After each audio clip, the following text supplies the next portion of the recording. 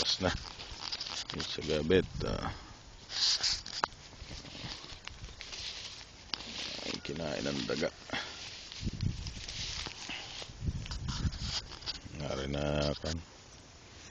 Ulit puho na naman siguro.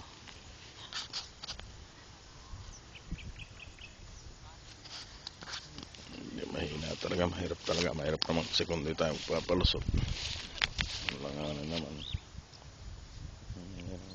Hindi siya ganang namumuno pag malamig yung panahon.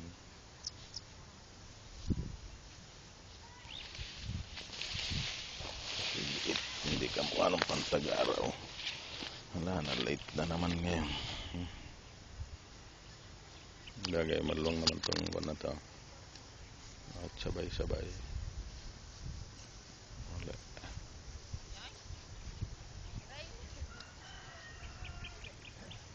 O siguro gek nito.